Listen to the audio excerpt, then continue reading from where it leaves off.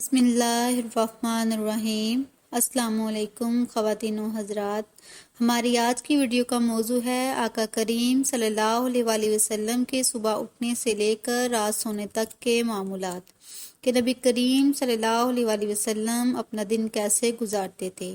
اس video میں آقا کے نہ تو احوال بیان کیے جا سکتے ہیں نہ اذکار، کیونکہ اگر ایسا کیا گیا ویڈیو 1 گھنٹے سے بھی زیادہ تجاوز کر جائے گی۔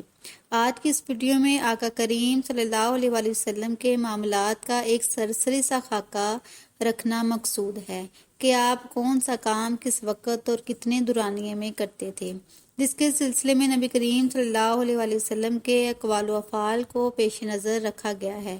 یہ انتہائی مفید اور شاندار ویڈیو آخر تک لازمی دیکھیے، لائک کر کے پسندیدگی کا اظہار کریں، چینل کو سبسکرائب کریں اور بیل آئیکن کے بٹن کو لازمی دبا دیں تاکہ نئی آنے والی ویڈیو آپ تک لازمی پہنچتی رہے۔ آپ صلی اللہ علیہ وآلہ وسلم کے ایک ایک طریقے پر متعدد احادیث ہیں، اس لیے ہماری کوشش ہوگی ہر طریقے پر ایک یا اس سے زیادہ 2 احادیث پیش کی جائیں تاکہ ویڈیو کو ممکن حد تک مختصر کیا جا سکے۔ آج کی اس ویڈیو میں تمام احادیث بھی لکھی ہوئی ملیں گی۔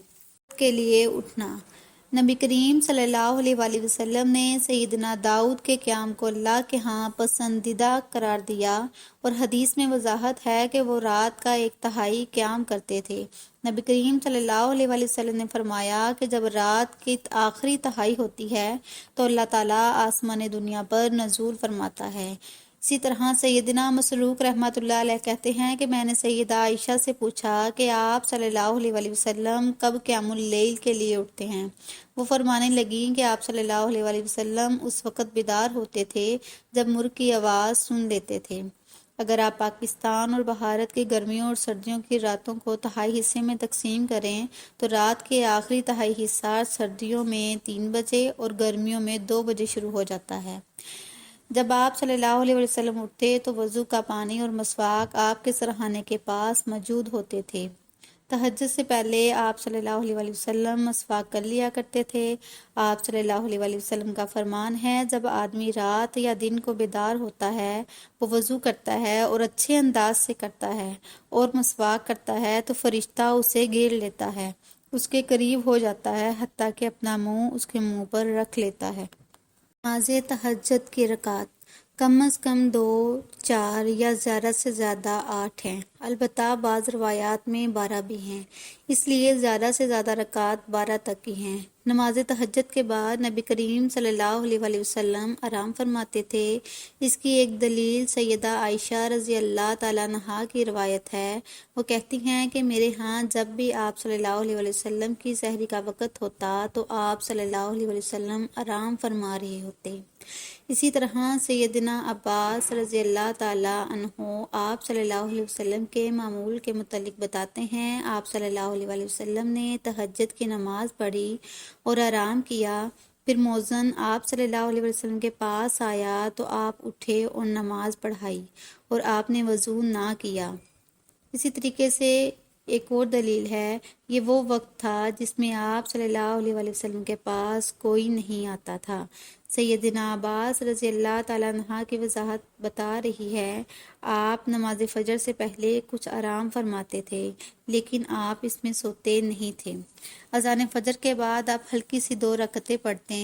سیدہ عائشہ رضی اللہ تعالیٰ عنہا کہتی ہیں کہ یہ رکعتیں اس قدر مختصر ہوتی تھیں کہ میں کہتی تھی، آیا آپ صلی اللہ علیہ وآلہ وسلم نے سورہ فاتحہ بھی پڑھی ہے؟ فجر کی سنتوں میں آپ صلی اللہ علیہ وآلہ وسلم کیا پڑھتے تھے؟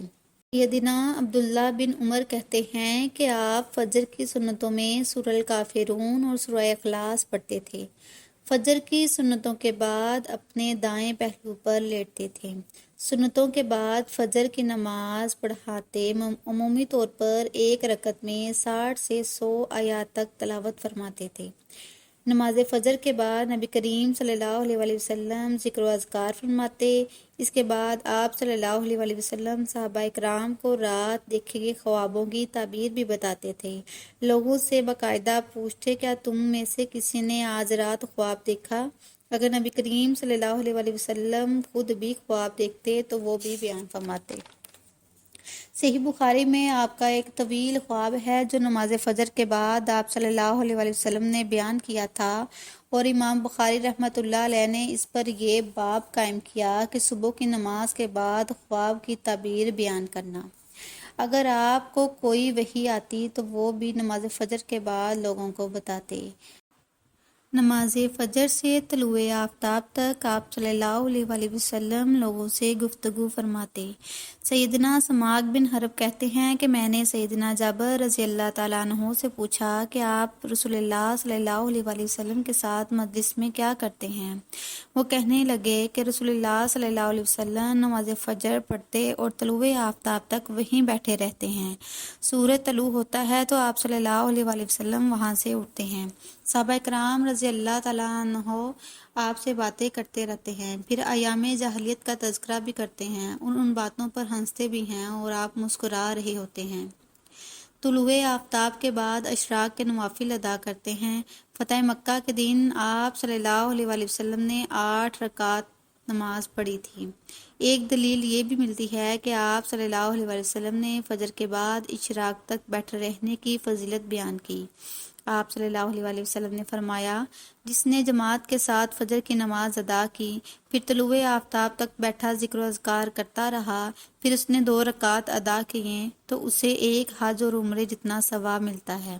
پینے کے پانی میں نبی کریم صلی اللہ علیہ وسلم اپنا ہاتھ مبارک ڈالنا ہے۔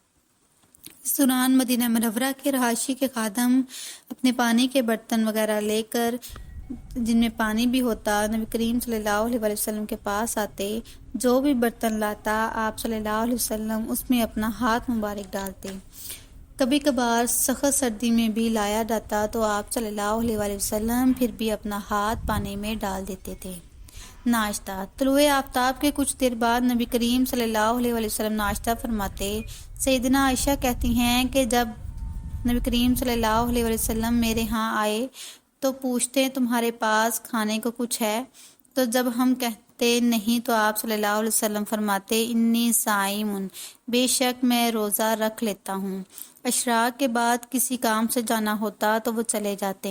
ایک دن سیدنا تبان بن مالک نے آپ صلی اللہ علیہ وسلم کو اپنے ہاں آنے کی دعوت دی تو آپ صلی اللہ علیہ وآلہ وسلم نے فرمایا میں عنقریب ایسا کروں گا، اور اگلے دن پہلے پہر آپ سیدنا ابوبکر کے ساتھ ان کے ہاں پہنچ گئے اور وہاں جاتے ہی نماز پڑھائی۔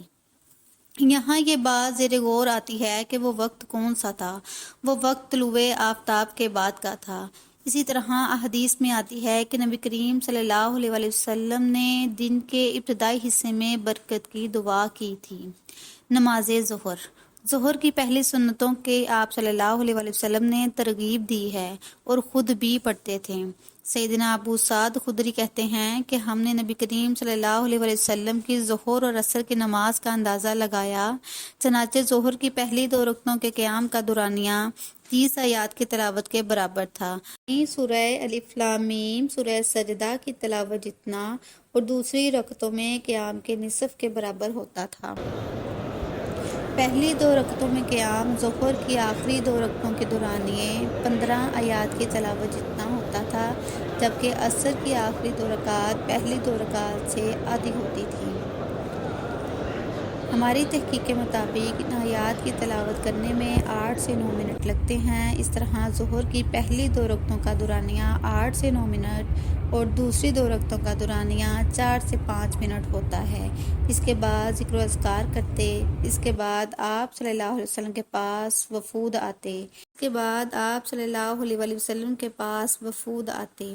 ایک دن ظہر کی نماز پر وفد عبدالقیس کی آمد ہوئی اور آپ صلی اللہ علیہ وسلم ان میں مشغول ہو گئے۔ آپ صلی اللہ علیہ وسلم کی ظہر کی سنتیں بھی رہ گئیں۔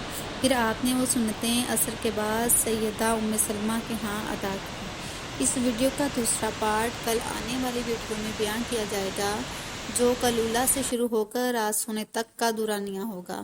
ویڈیو کو زیادہ سے زیادہ شیئر کریں اور ثواب دارین حاصل کریں۔ جزاک اللہ۔